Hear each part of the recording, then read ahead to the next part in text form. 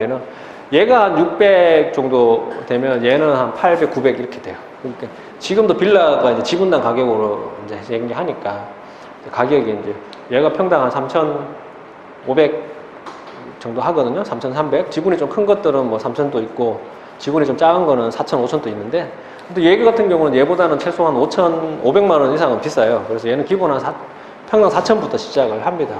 근데 이제 위치가 뭐 좋고 막 그러다 보니까 근데 이제 그런 비대위들 문제 때문에 사업이 좀 늦어졌는데 근데 여기 상가들이 많이 있는데 여기 상가들이 상가들도 반반이에요. 무슨 얘기냐면은 빨리 사업을 진행하고 싶어하는 상가를 가진 점주들이 있고 안 하고 이제 계속 장사를 하고 싶은 사람들이 그런 비대위에 합류한 사람들이 있는데 빨리 사업을 진행하고 싶은 사람들은 4구역, 6구역에서 다 이주한 사람들이야. 여기서 이제 이주비를 잘 받았거든요. 재밌게. 영업 권리가 있잖아요. 그런 것들을 이제 잘 나오더라고, 돈이. 그런 것도 잘 받아 먹으니까 여기서도 이제 빨리 받아 먹으려고 빨리 사업 진행하자고. 뭐, 여기도 상권들도 뭐 반반도 나눠져가지고 뭐 비대 욕하고 막 그렇게 하던데 여기도 뭐 결국은 1, 2, 5구역의 노원구청에서는 빨리 진행되길 원해요. 그래서 뭐 구역마다 담당 공무원도 다 있고 뭐 그 정도 있으니까 그래서 빨리 사업을 좀 진행을 하자. 왜냐면은 여기가 워낙 뭐 낙후가 되었고 그리고 이제 뭐 박원순 시장도 도노강은 적극적으로 그래도 밀어주는 편이거든요. 의외로. 예, 워낙 뭐 어떻게 보면은 뭐 용산이나 아니면 영등포 이런 데보다는 훨씬 더 자기가 얘기를 하더라도 뭐 반대 뭐 이런 것들이 없으니까 훨씬 더 뭐 갑자기 뭐 분위기가 확 용산 업무지구 뭐 하겠다 그랬더니 뭐 바로 뭐 나라에서 뭐라 그러고 못하게 하고 막 그 다음날 말 바꾸고 막 그렇게 했잖아요. 가격 조작하지 마라. 근데 이런 데는 그런 게 없으니까 오히려 적극적으로 하는 것 같더라고요. 하고 있습니다. 예. 그래서 지금 현재 창동상계도 아주 지금 기대를 많이 하고 있어요. 박원순 시장이 그거를 본인 할 때 마무리하려고 엄청 하고 있거든요. 지역신문을 보면은 뭐 박원순 시장 자주 나오더라고요. 자주 왔다 갔다 하는가 봐요. 나한테는 얘기 안 하는데 아무튼 자주 왔다 갔다 하더라고요. 뭐 그렇게 전체적인 어떤 이 상계 뉴타운에 대해서 제가 말씀을 6구역 있는 6구역 뭐 이렇게 2022년도에 입주한다. 그래서 근데 상계 뉴타운을 진짜 하나로 얘기하자면은 이 학군이라든가 인프라는 너무나 좋은데도 불구하고 이 아파트 자체가 노후됐어요. 지금은 새 아파트가 제일 좋은 거 아시죠? 네. 그러니까 새 아파트는 빌라에 사는 사람들도 새 아파트 가려고 그러고 단독에 사는 사람들도 새 아파트 가려고 그냥 옛날 아파트에 사는 사람들도 새 아파트 가려고 그래요. 근데 새 아파트 사시는 분들도 또 새 아파트를 가려고 그래요. 근데 새 아파트 사시는 분들이 빌라 가겠어요? 새 아파트 사시는 분이 웬만하면 구축 아파트도 안 가려고 그래요. 왜 이제 그 맛을 알았으니까요. 저도 지금 새 아파트에 살고 있지는 않은데 새 아파트 뭐 현장 답사인가? 사전 답사 가면 진짜 살고 싶어요. 근데 물론 이제 뭐 지금은 그 전세입자분들이 열심히 잘 살아주고 계시지만 어쩔 수 없이 제가 못 사는 거를 그분들이 만족하면서 제 대신에 살아주고 계시지만 아무튼 그런 데 가면 너무나 살고 싶어요. 그런데 이 노원구의 상계동은 없다. 지금 현재 새 아파트라고 할 수 있는 거는 300세대 미만의 280세대 정도 되는 세 동짜리 아파트가 유일합니다. 2012년도에 지었어요. 그게 84제곱이 지금 현재 8억. 7억 9천 8억. 근데 여기가 노원구가 구축 아파트도 가격이 만만치가 않아요. 구축 아파트 중계동의 대장주는 지금 84가 지금 9억이 넘어갔습니다. 30년 차, 93년도에 지은 것들이. 그렇게, 왜? 여기 이제 학군이 좋아서. 네. 그래서 이제 그분들이 그 주차장도 지하주차장도 없는 그분들이 왜 9억 주고 들어가 살겠어요. 집은 물론 내부는 인테리어 열심히 하겠죠. 돈이 이제 소득이 있으신 분이니까. 하지만 학군 때문에 그런 거. 여기 주위에 이제 학교들이 어마어마하잖아요. 다들 뭐 재현중고등학교, 뭐 불황고, 뭐 서라벌 이런 데 서울대를 1년에 대부분 5명에서 7, 8명은 기본 보내는데요, 그냥. 그런 데니까 저도 이제 뭐 쌍문동에 17년 살았다 그랬는데 이제 제 첫애가 이제 중학교를 2년, 1년 반이면 가요. 지금 초등학교 5학년인데, 이제 그때는 저도 이제 상계동 가려고요. 중계동이나 상계동 가야지. 학교 때문에. 예.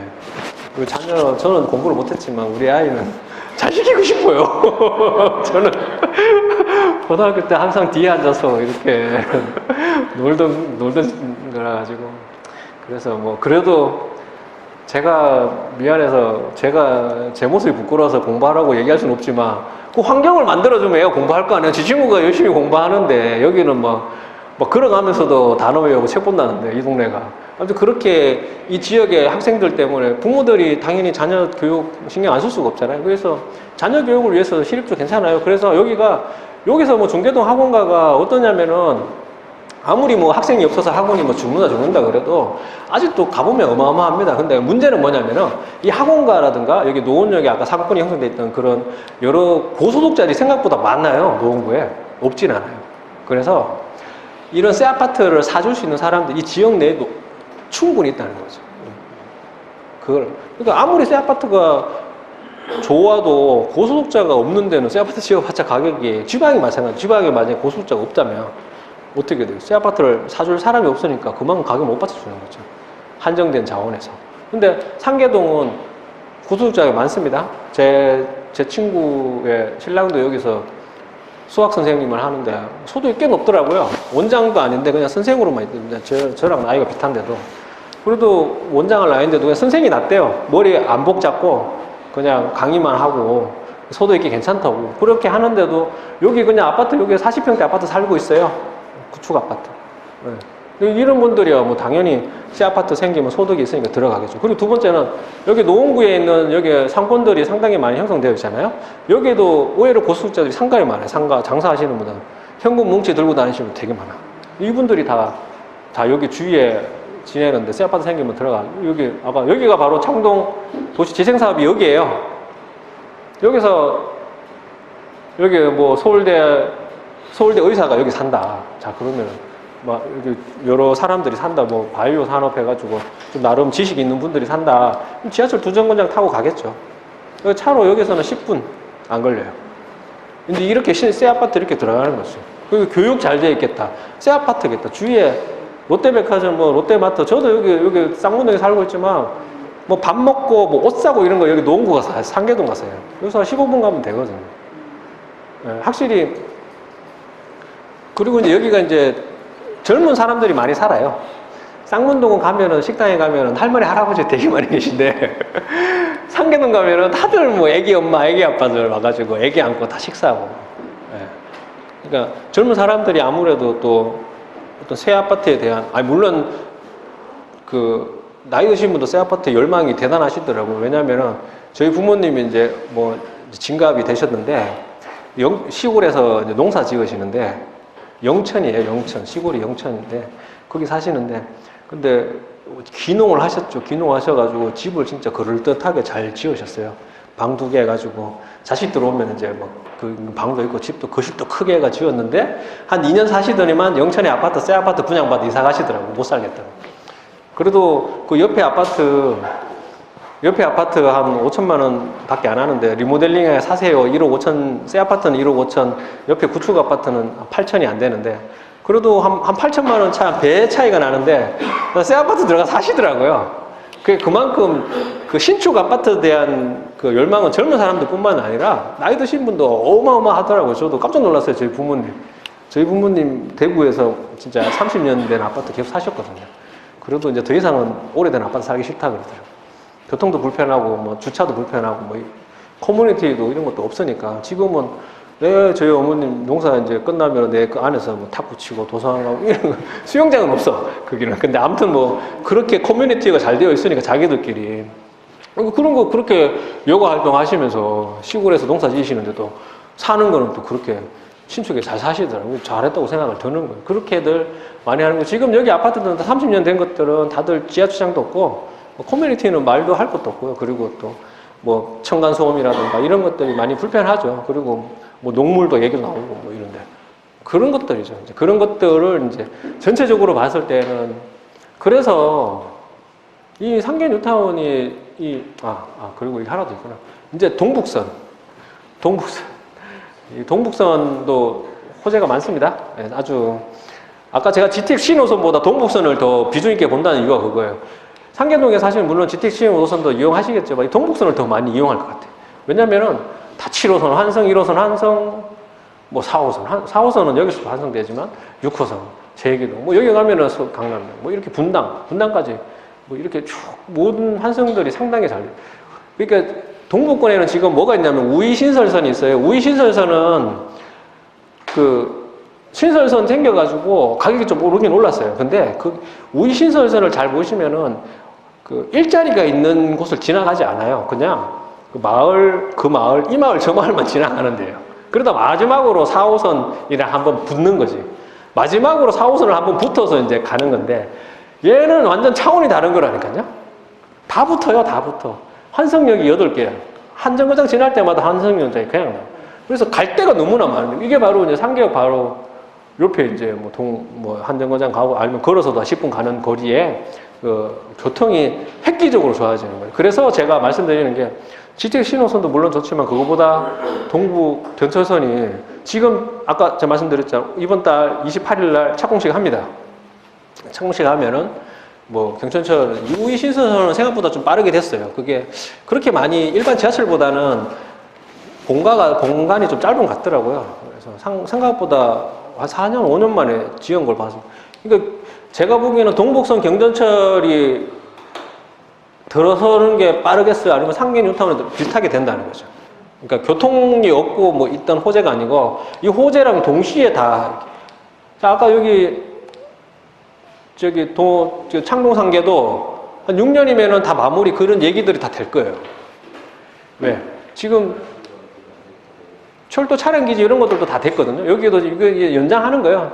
4호선 이제 연장을 하는데 4호선 연장하는 것도 4호선 연장하지만 이거 8호선과 또 환성도 예정이에요. 8호선이 어디로 가냐면은 강동, 송파로 이렇게 가잖아요. 그 밑에 지역으로 바로 다이렉트로 갈 수 있는 지하철인데. 근데 여기서 또 뭐 하나 더 생겼냐면은 4호선 급행화.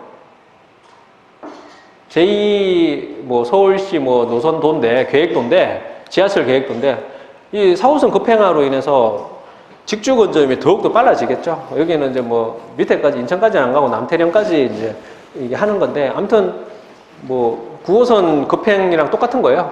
비슷하게 보시고 9호선 완행이랑 급행이랑 거의 한 제가 타보니까 한 반 차이 나더라고요. 시간이 반으로 단축되더라고요.